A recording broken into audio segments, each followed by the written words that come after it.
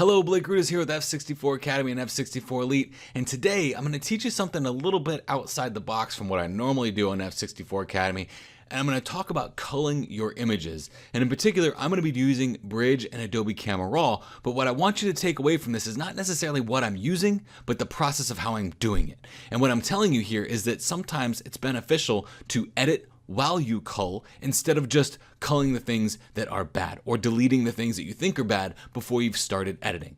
Perfect example, this is the image I had after my culling process, but this is what it looked like before. Now, if you play the game of which one of these is not like the others, this one would have been deleted, but look at what we were able to pull out of it. So let's go ahead and jump into Bridge, and then we'll hop into Adobe Camera Raw, and I'll show you how I edit while I cull to make better images.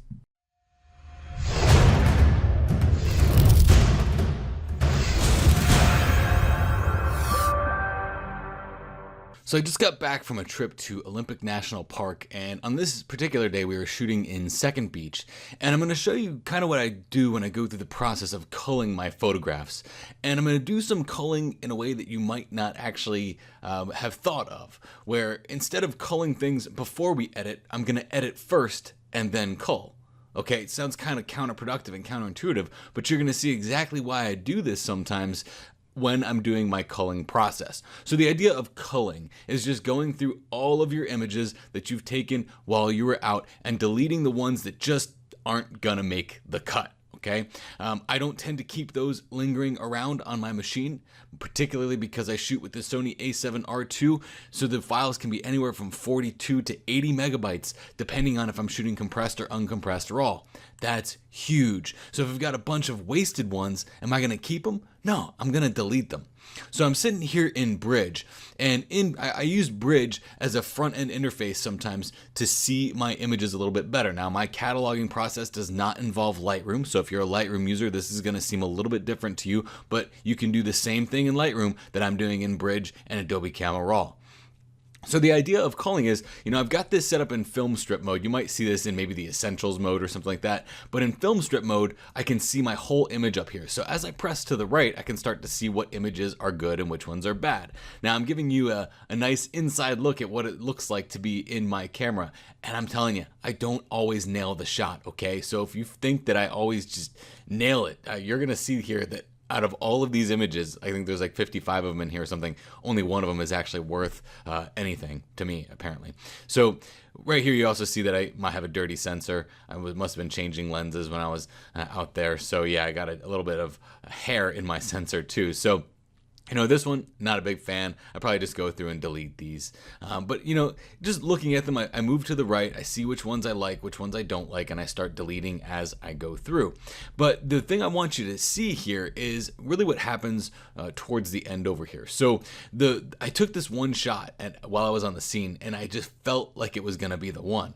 And when it showed up in my camera, it was all blue like this. And I was like, oh man, I'm just gonna delete this. Well, I decided not to delete it. I decided to keep it in the camera and just see if maybe I could come up with something later.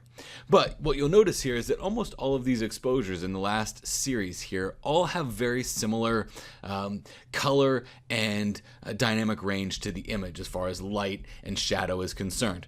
These ones all have very similar ones as well, and then we move over here, and as the light is changing, you can see how the image is changing in the foreground here as the light is kind of going down towards the end of blue hour.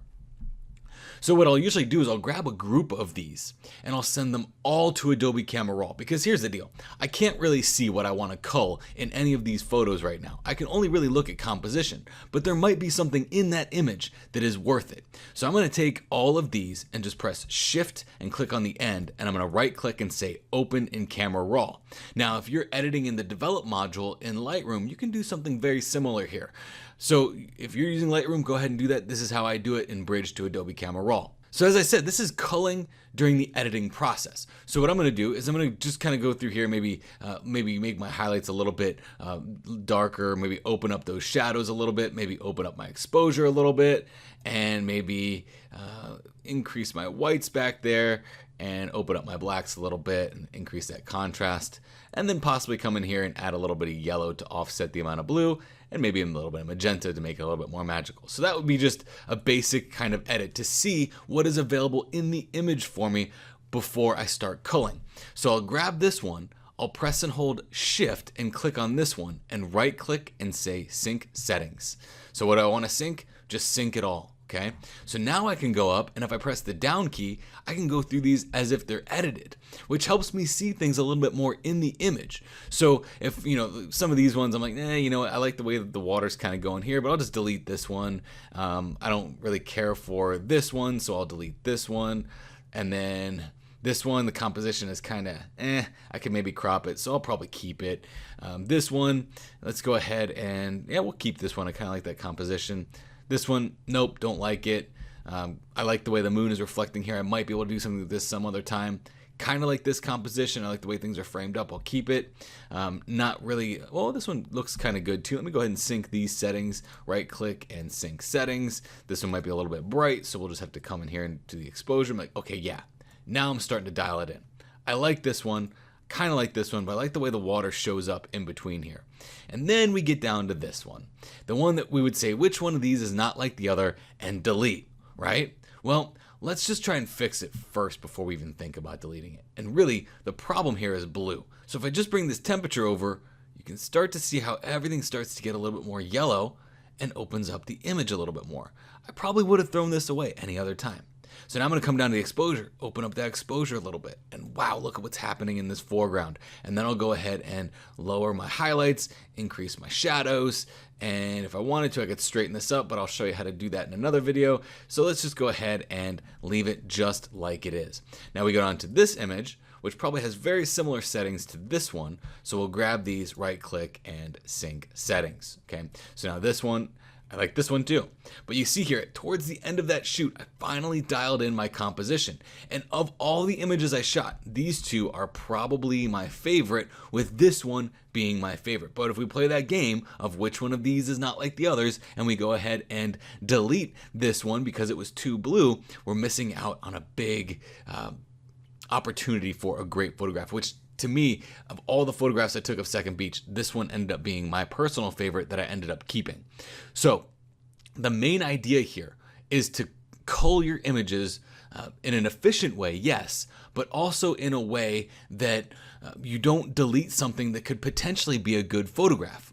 So instead of culling before editing, try editing while you cull, because it's really easy to sync all the settings of images that have very similar dynamic range in a program like Adobe Camera Raw or Lightroom or ON1 Photo RAW, or any application that has some type of browsing on the front end that allows you to sync settings across all images. You could miss out on a really good photograph if you just start culling based on composition alone and the image as face value. Because remember, if we're shooting in RAW, what we're seeing in these previews are JPEG previews. The reason why I was able to recover so much yellow from this image and take away all that blue was because I shot in RAW in the first place. So yes, you do need to set yourself up by shooting in RAW in the first place, but think about editing while you cull so that your culling actually dials in the images that need to go and some that could potentially stick around. I know this is a little outside the box and unorthodox for the things I do on F64 Academy. I usually teach you really cool magic tricks in Photoshop that just make your images go wild, but here's the deal. You can't make an image go wild until you get it dialed in with proper culling. So I was on my way back from this trip and I figured I just had to share this with you because I was going to delete that blue one because I played that Sesame Street game of which one of these is not like the others. That would have been the one I deleted, but it ended up being my favorite shot of the entire night. So sometimes you just get lucky in that culling process, but edit while you cull. So again, my name is Blake Grudas with F64 Academy and F64 Elite. If you like this, please comment on it, share it, tell a friend, and subscribe if you haven't done so already, because I do these tutorials all the time so that I can help you make your images better. Keep doing what you love, keep doing what you're passionate about, and thanks again for taking the time to watch this.